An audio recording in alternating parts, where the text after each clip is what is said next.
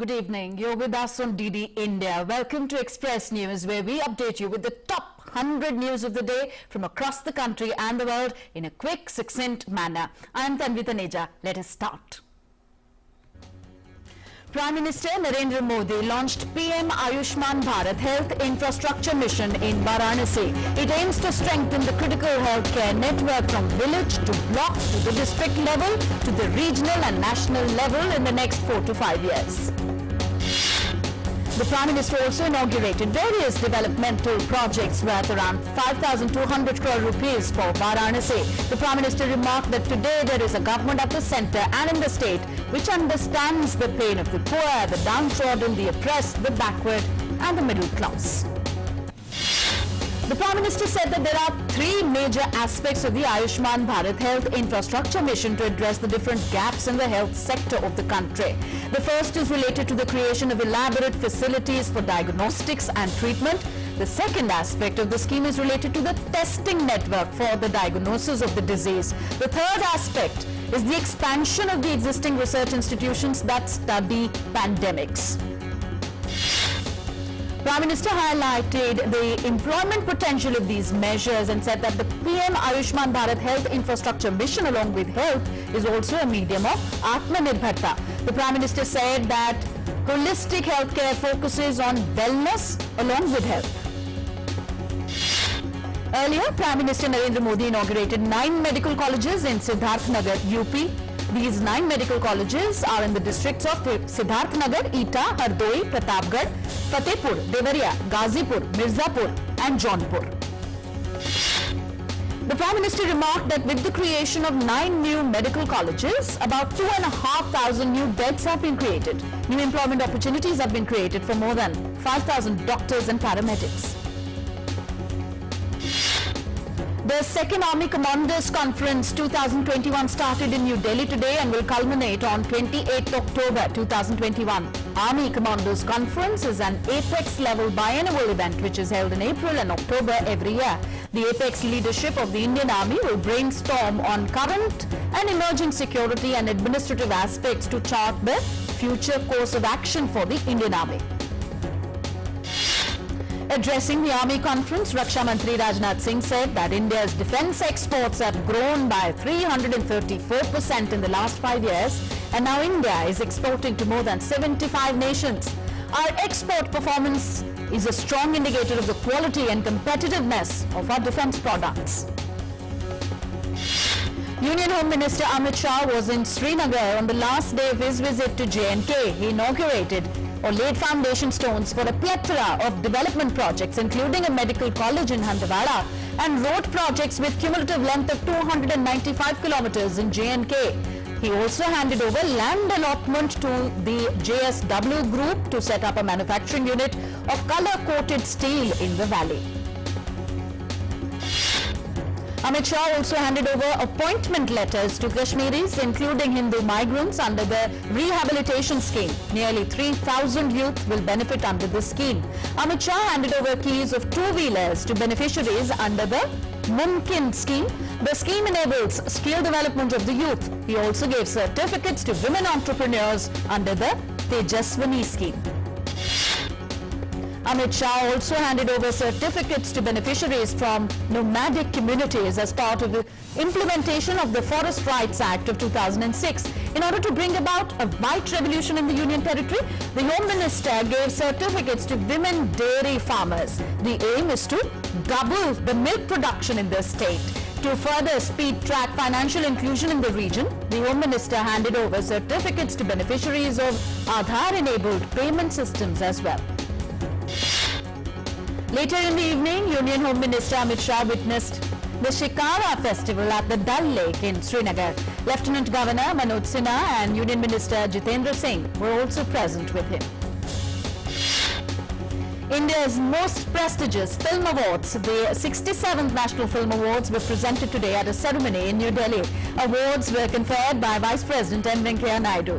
Actor Manoj Bajpayee, Kangana Ranaut and Dhanush won acting honours. Priyadarshan's Malayalam period epic Marakkar Lion of the Arabian Sea won the best feature film, while Chichore, starring the late Sushant Singh Rajput, was presented the best Hindi film award.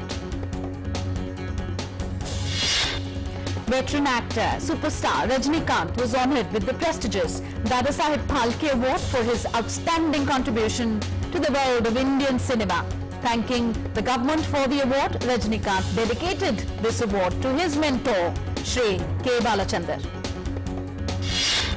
Addressing the 67th National Film Awards ceremony, Vice President M. Venkaiah Naidu called upon filmmakers to desist from depicting violence, gross vulgarity and obscenity in films. The Vice President said a film should be a vehicle with a higher purpose, a carrier of social, moral and ethical messages. Union Information and Broadcasting Minister Anurag Singh Thakur said that India has the potential to become content subcontinent of the world.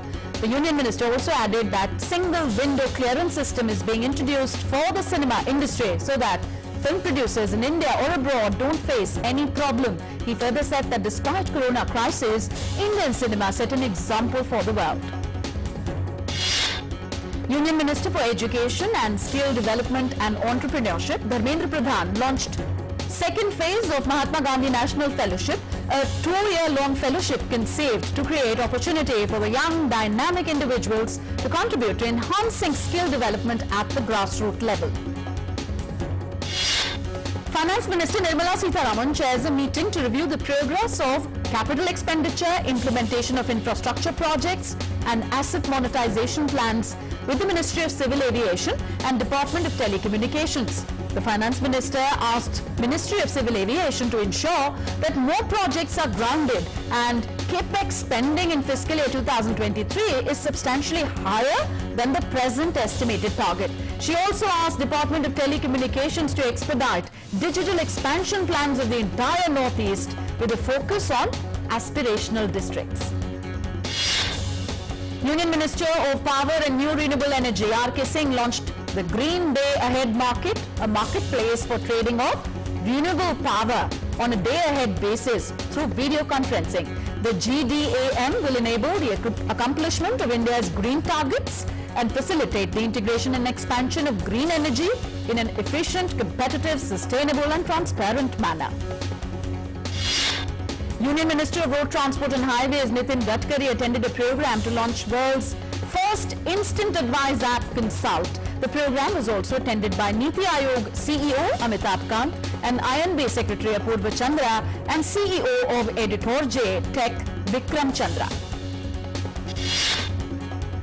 India's recovery rate from COVID-19 is at its highest peak since March last year. The number stands at 98.18%.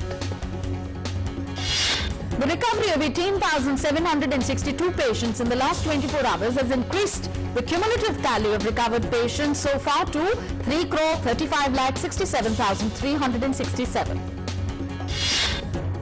India reported around 14,300 new cases in the last 24 hours. Weekly positivity rate at 1.24% remains less than 2% for the last 31 days now. India's active caseload remains below 2 lakh mark and is presently at 1,67,695, which is the lowest in 239 days. The active cases in India account for less than 1% of the total cases, presently constituting 0.49% of the country's total positive cases, which is the lowest since March last year. The daily positivity rate is reported to be 1.43%. It has remained below 2% for the last 21 days now. India continues to expand its COVID-19 testing capacity with over 60 crore 7 lakh cumulative tests being conducted so far. India's COVID-19 vaccination coverage has crossed 102.27 crore mark. Cumulatively, 102 crore 27 lakh 12,895 beneficiaries have been vaccinated from COVID-19 so far. More than 12 lakh 30,000 COVID-19 vaccine doses have been administered in just last 24 hours. On to business news now. At the stock markets, the Sensex at the Bombay Stock Exchange climbed 229 points, or 0.4%, to close at 61,051. The Nifty at the National Stock Exchange rose 39 points, or 0.2%, to close at 18,154. MSCI's broadest index of Asia-Pacific shares outside Japan was flat. Japan's Nikkei 225 index had lost 0.7%, but China's Shanghai Composite Index had gained 0.8%, and South Korea's Kospi had added 0.5%. Hong Kong's Hang Seng Index was unchanged. In the latest announcement to worry some Asian investors, the top decision-making body of the Chinese parliament said that it will roll out a pilot real estate tax in some regions. Back home at the interbank forex market, the rupee slipped by 18 paise to close at 75 rupees 8 paise against the dollar.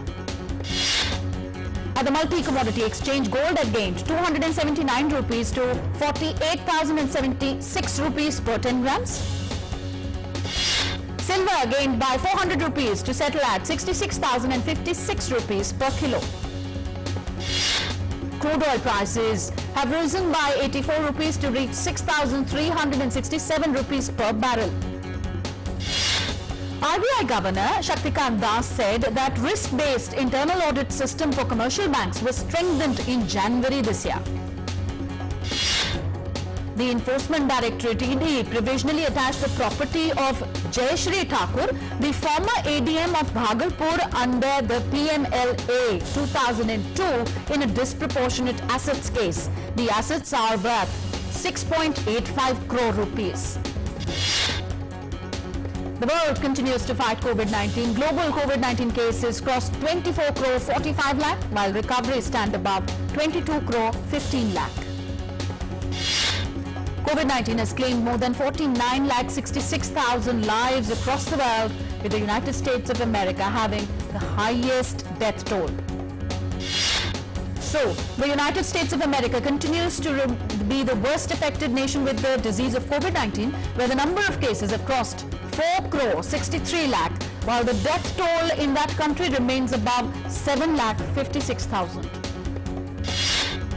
So nations such as Russia, UK, China and some in Eastern European countries have witnessed a significant rise in death toll as new variants of COVID-19 emerge. Russia reported 1,072 COVID-19 deaths in a single day, days before the authorities prepare to shut workplaces countrywide and also impose a lockdown in Moscow. More than 37,930 new cases were also reported in Russia. Total cases crossed 82,79,000 in Russia. Britain, on the other hand, recorded the highest number of new cases of COVID-19 since July over the past week, a day after Prime Minister Boris Johnson played down the prospect of a return to lockdown. Sadly, Britain's hospitals are already struggling to cope with an influx of patients ahead of an anticipated winter crisis. The country reported a lot of cases so far. Australian officials plan to roll out COVID-19 booster shots soon to prevent a resurgence of cases as residents in the two largest cities of Sydney and Melbourne begin to enjoy more freedoms after months-long curbs. Indonesia will gradually reopen parts of the country where COVID-19 vaccination rates are above 70%. President Joko Widodo was speaking at a Southeast Asian Business Forum on Monday, and he said that Southeast Asia should start loosening travel restrictions. Hundreds of people stranded on a Chaman border between Pakistan and Afghanistan hastily walked towards the border crossing as it opened briefly for about 3 hours. The border has been closed for nearly 3 weeks now. A few dozen people blocked the roads in the Sudanese capital Khartoum on Monday after an apparent military coup. People were chanting slogans while tires were burned in the streets. Sudan's information ministry said that joint military forces had arrested civilian members of the Sovereign Council and members of the government had taken them to an undisclosed location. There was no immediate comment from the military so far. U.S. Special Envoy Jeffrey Feltman said that the United States is deeply alarmed at reports of a military takeover of the transitional government in Sudan. Feltman had met Sudan's Prime Minister Abdallah Hamdok and the head of the Sovereign Council to discuss the present crisis. A container fire that broke out on a cargo ship near Victoria carrying mining chemicals off British Columbia is appearing to be out and under control. Canadian Coast Guard officials said that the fire had broken out in 10 damaged containers and majority of them are under control. At least 16 crew members were evacuated from the ship while 5 remained on board to fight the fire. A deadly bomb blast has left at least 1 person dead and 7 others injured at a popular roadside eatery in the outskirts of the Ugandan capital, Kampala. Calling the bomb blast an act of terrorism, Ugandan President Yoweri Museveni said that all evidence shows that it is a terrorist act, as 3 people allegedly carrying a package placed it under a table which later exploded. Uzbekistan voted in a presidential election on Sunday. The incumbent president, Shavkat Mirziyoyev, faces no genuine opposition and is almost certain to win a second term. Mali's interim authorities will confirm a date for post-coup elections after national reform consultations in December. A representative of a UN Security Council delegation told media after talks on Sunday. Israel has announced plans to build more residences for Jewish settlers in the occupied West Bank, drawing immediate condemnation from Palestinians and neighboring Jordan.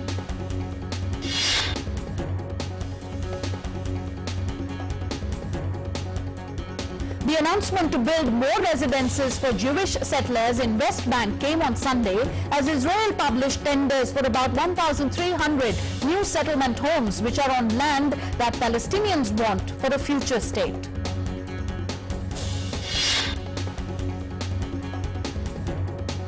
Former Georgian President Mikhail Saakashvili, who has been on a hunger strike in prison for nearly 3 weeks now, has been consented to medical intervention. The 53-year-old leader was given a blood transfusion and is in stable condition but vows to continue his protest.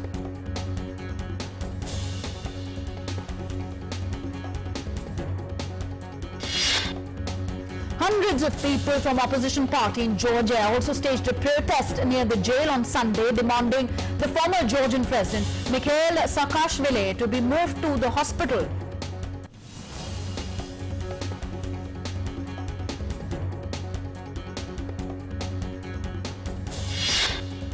A powerful storm has rolled ashore in California, flooding highways and causing mud flows in areas burned bare by recent fires there. After months of drought and a disastrous fire season, heavy rain was predicted over the west coast.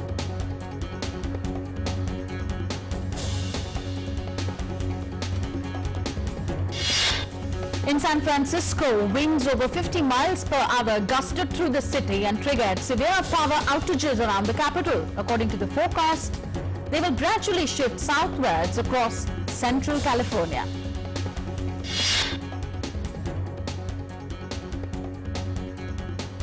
In Spain, the volcanic lava continues to erupt from a collapsed cone of La Cumbre Vieja on the Atlantic island of La Palma.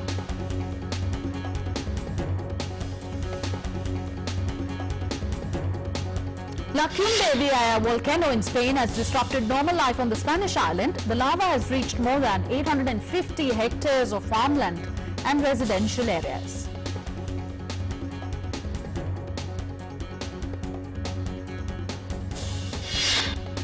Spanish authorities have evacuated nearly 8,000 people and over 2,100 homes and farms have been affected due to La Cumbre Vieja volcanic eruption in over 5 weeks.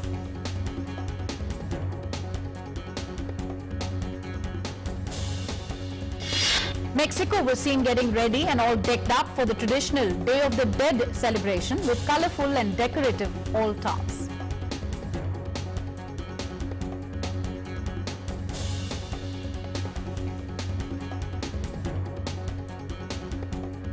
Gambling giant MGM Resorts auctioned off 11 of its Picasso paintings and works by the Spanish artist on Saturday in an effort to make its global art collection, which it displays in its casinos and hotels, more diverse and inclusive. The auction of Picasso paintings was held in Las Vegas, fetched nearly $109 million, including more than $40 million for the artist's 1938 painting. In Germany, around 100 proud beard wearers came together for the Beard Olympics and the German Beard Championships to compete in various categories. A group of recyclers in the Philippines are trying to tackle the country's soaring plastic waste crisis by turning bottles, single-use sachets and snack food wrappers that clog rivers and spoil beaches into building materials. Philippines recyclers known as Plastic for Flamingo collect the waste, shed it and then mold it into posts and planks called eco lumber that can be used for fencing, decking or even to make disaster relief shelters. Central Madrid rang to the sound of sheep bells as shepherds guided their flocks through the heart of the Spanish capital, marking the traditional migration of cattle from northern to southern pastures for grazing. New York dogs got into the spooky spirit with 31st annual Tompkins Square Halloween Dog Parade.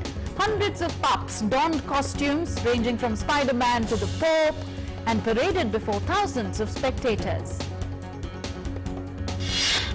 At the top of Egypt's vast Giza plateau, a hyper-realistic artificial intelligence robot artist is exhibiting her sculpture against the backdrop of the country's famed pyramids, the last remaining wonder of the ancient world. In Chile, breathtaking views of the so-called flower desert attract locals and foreign visitors to witness the blooming flowers at northern Atacama Desert. A time-lapse video gave views of Italy's capital Rome, where the G20 summit of the world leaders is scheduled to be held from October 30th, 31st in city's EU Art District. On to sporting action now. Reigning Asian champion Pooja Rani of Haryana entered the quarterfinals of the 5th Women's National Boxing Championship after a dominant win in the 81 kg category. In cricket, Ben Stokes was added to England's Ashes squad as he declares his readiness to return to the competitive cricket format following an extended break. In football, Liverpool's biggest win against Manchester United came since 1925 as they beat Manchester City 6-1 in Premier League. Real Madrid beat Barcelona in the first Clásico of the season in front of 86,422 fans at the Camp Nou Stadium in Spain. Russian Aslan Karatsev continued his fine form in 2021 as he won his second career ATP title, defeating Croatia's Marin Cilic. Italian Jannik Sinner won his 4th ATP title of the season when he swept aside Diego Schwartzman of Argentina 6-2, 6-2 in the final of the ATP 250 European Open in Antwerp, Belgium. Former men's tennis world number 1 Roger Federer dropped a further 4 places in the latest ATP rankings to 15th position, having exited the top 10 last week. Frenchmen Jordan Sarau and Matthew Beers of South Africa finished second behind stage winners Hans Becking and Jose Diaz to win the 2021 Cape Epic cycling tournament. Red Bull's Max Verstappen fended off a late challenge from title rival Lewis Hamilton to win the US Grand Prix. Yamaha's Fabio Quartararo became the first Frenchman to win the MotoGP World Championship following a 4th place finish in the Emilia-Romagna Grand Prix at Misano, Italy. And on to some entertainment news now. American actor James Michael Tyler passed away on Sunday at the age of 59. He was well known for playing the role of waiter Gunter in the famous TV series Friends. Industry professionals attended a candlelight vigil held in California for cinematographer Helena Hutchins, who died on the set of movie Rust. Singer-songwriter Ed Sheeran revealed that he has tested positive for coronavirus. He further added that he will not be able to plow ahead with any in-person commitments and asked everybody to be safe and take precautions. Actor Hayden Christensen to star in Star Wars with Ashoka series The actor will reprise the role of Anakin Skywalker in the series. Akshay Kumar's film Suryavanshi is all set to release on November 5th. The film also stars Ranveer Singh and Ajay Devgan. The new poster of John Abraham's film Satyamev Jayate 2 is out. The poster features Divya Khosla Kumar with an axe in her hands. Veteran actor Rajnikant has announced the launch of his daughter Saundarya's new social voice app called Hoote. That is a voice-based social media app. Bollywood star Akshay Kumar kick-started the shooting of Amit Rai's OMG 2 in Ujjain. The actor took to his social media handle to drop his first look from the film. Allu Arjun has started shooting for Ala Vaikuntapurumulu Hindi remake titled as Shehzada. The movie stars Kartik Aaryan and Kriti Sanon in lead roles. And Sanjay Leela Bhansali will be part of a docu-series on Salman Khan titled Beyond the Star. The docu-series gives us a glimpse into the life of famous actor Salman Khan beyond his public life. So that's it in this edition of Express News. We'll be back tomorrow same time with the top 100 news of the day. Until we meet again, you take very good care of yourself, especially in the times of the festive season ahead. Observe social distancing, wear your mask, sanitize yourself often, stay safe for yourself and for your loved ones. Thanks for watching. Namaskar.